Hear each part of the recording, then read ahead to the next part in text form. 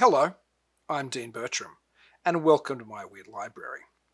Today, there's a fairly ubiquitous belief, at least amongst UFO believers and other believers in the paranormal, and perhaps even almost every second person who watches the History Channel, let's be honest, that there was an ancient extraterrestrial civilization that visited the Earth in prehistory and somehow helped us build various megalithic sites, introduced us to technology, improved our culture, did all these wonderful things that us simple humans would have found it impossible to have done without the help of these advanced extraterrestrials.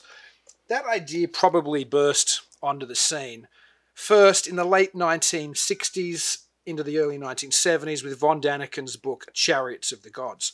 Now, this book originally, I think, came out in Europe in 68 and then maybe was translated in English in 69. I think by the time it got to the US it was about 1970, but that period anyway. And following that book, von Däniken wrote several other books with essentially the same hypothesis. Authors like Zecharia Sitchin continued along other strains, and the idea was popularized in various films and television programs and documentaries and the like. Now, while that idea started to become so culturally widespread then, it didn't just appear out of nowhere. It wasn't just von Däniken's book that launched the idea. To understand it, we really have to rewind almost 100 years to the late 19th century. But to even get grips on that, we have to go back even further, another 2,000 plus years before then, which we're going to do quickly because this is kind of where it all really starts. This is the works of Plato, and it was in two of his dialogues, Timaeus and Critias, that he introduced the world to the idea of the ancient civilization of Atlantis. Now, according to Plato, who was writing over 2,000 years ago, Atlantis existed even 9,000 years before he wrote down its story in the dialogues. Now, that's a very long time ago, 11,000 plus years for this story to have come down, even before Plato, 9,000 years beforehand. Did he really get this data? Probably not. Most historians think it was probably just a way that Plato was able to present some of his ideas about the ideal society like he wrote about in the Republic. And in the story, in Timaeus, and particularly in Critias, and Critias ends abruptly, by the way, halfway through the story. We've lost the rest of it, so we don't know what it went on to say. But essentially, Atlantis was this advanced, warlike civilization that could pretty much conquer every country that it put its mind to until it came up with ancient Athens. Now, this isn't the ancient Athens we know, the time of Plato and Socrates and the like. This is an ancient Athens 9,000 years before them. And according to Plato in the story, it was a closer reflection of his ideal state, again spoken about in the Republic. And the Athenians were able to repel the Atlanteans. And then the gods punished Atlantis. I don't think so much for attacking Athens, but for various reasons. And Zeus decided to sink it into the ocean. And that's pretty much where Critias ends. I mean, I think it actually ends during Zeus saying what he's going to do or why he's doing it to them. Now, where Atlantis exists doesn't matter, or where it may have existed doesn't matter so much for the sake of this discussion, although certainly other historians have suggested that maybe it was based on the explosion in Thera which devastated the Minoan civilization prior to Plato writing. So maybe that's the case. There were certainly islands that were sunk in the devastation of that explosion. So maybe that's the root story, and Plato just developed his mythology, I suppose, from there. And it pretty much stayed mythology. Most people understood, even people like Thomas More and Francis Bacon, for example, who were writing about Atlantis or taking the idea of an ideal society when they were writing their philosophy 1,000 plus years later. Nobody really was out there hunting for the ruins of Atlantis. That is until the late 19th century. I think the 1882 or 1881, I believe, when Ignatius Donnelly wrote this book, Atlantis, the Antediluvian World. He introduced the idea that prior to the ancient civilizations we know, in fact, as the subtitle suggests, the Antediluvian World, prior to the biblical flood, or at least what we remember as the biblical flood, there was, in fact, an island called Atlantis, which was this great civilization that was totally sunk and submerged. But survivors of Atlantis either escaped or had already gone out and made colonies around the world, everywhere from the Americas to India to the Near East to Europe. And much of ancient civilization, or most of our civilization period, comes from the Atlanteans. It was this idea that all of our cultural advancements were essentially Atlantean. So we mightn't say, I'm not saying it's aliens, but it's aliens. We can say, I'm not saying it was Atlanteans, but it's Atlanteans. That's pretty much the point that Donnelly makes in that book. Now, Donnelly was a fascinating figure. I think he was born in 1831 and died about 1901. He was part of that period where there was this incredible cultural and social change. And that wasn't all he did. He was actually a congressman from Minnesota. I think he was the lieutenant governor of that state for a while.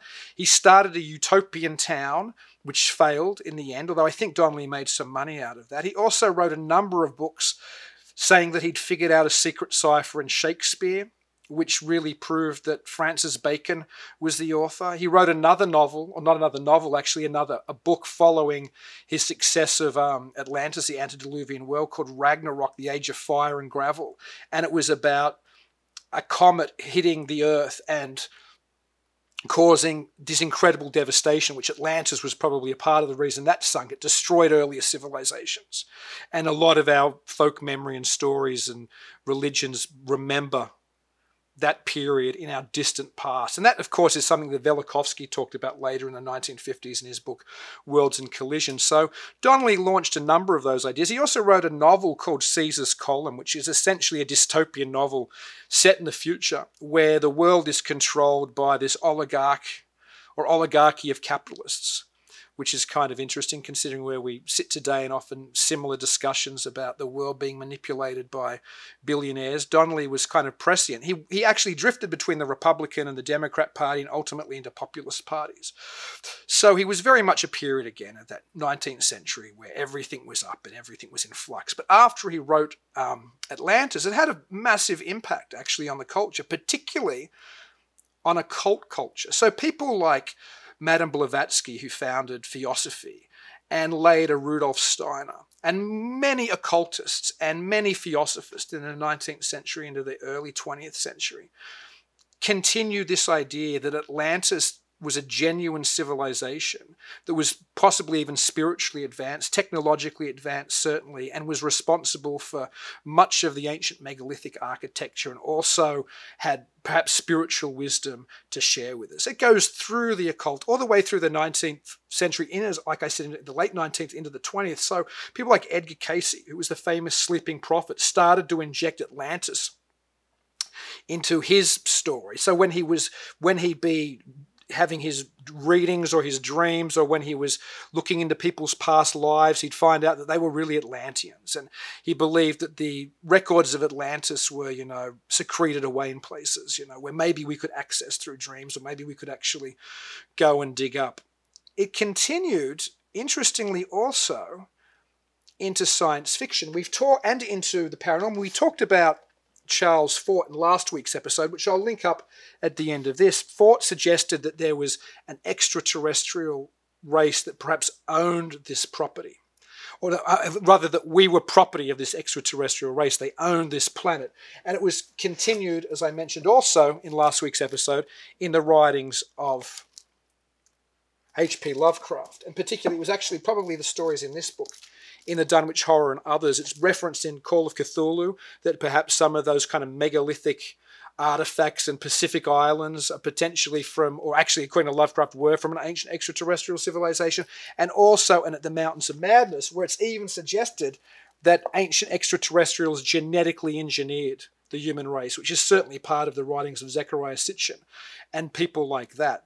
It burst also into early UFO belief, because most people agree that just before flying saucer culture burst onto the scene, there was an author called Richard Shaver who, working with Raymond Palmer, who was the author of the publisher and editor of Amazing Stories, the pulp magazine, as well as later Fate magazine, they introduced this story that supposedly Richard Shaver was actually picking up messages from an advanced civilization that still lived beneath the earth, and that they were essentially the Atlanteans, or in fact, in his case, the Lemurians. His first story was called I Remember Lemuria.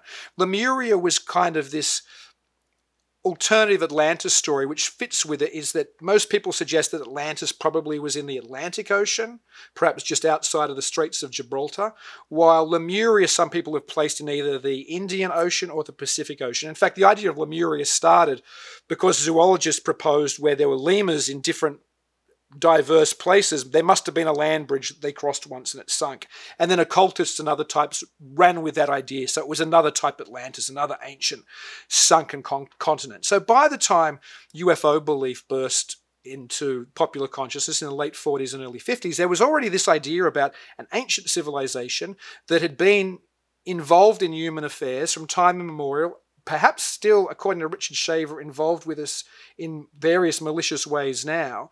And so a lot of those early UFO writers, who probably had read the pulps, they probably knew Lovecraft, they probably knew the Richard Shaver story. Anybody who was reading the pulps in those days knew both of those people. They were very familiar with Charles Fort, as I was talking about in the last episode.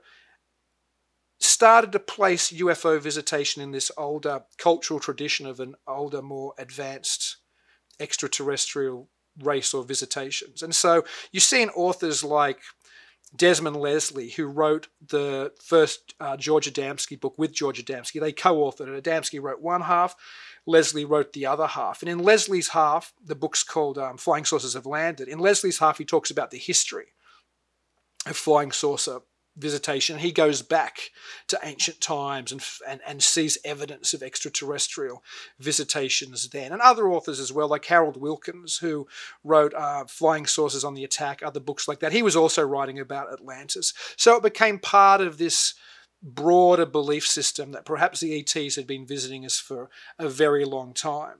Now that traveled all the way up until the 1960s, where this book originally, The Morning of the Magicians by Jacques Bergier and Louis Pauwel, it's a French book originally. I think it was published in about 1960. By the time it got to an English publication, it was probably a couple years later. And they suggested in that book, taking very much from Charles Fort and Lovecraft, who are both referenced, as well as other horror and occult writers like Arthur Machen and The Golden Dawn, and this broad tableau of ideas.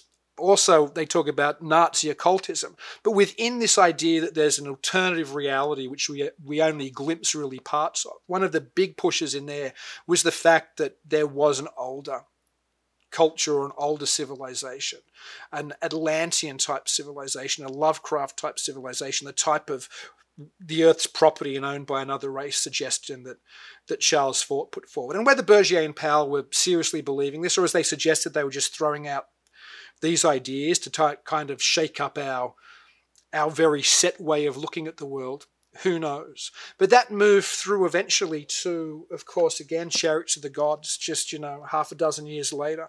And then that idea was really born. And it's always been a part of alternative history, particularly since von Däniken wrote that book, but as we can see in a number of ideas, since Donnelly first wrote Atlantis, the Antediluvian World.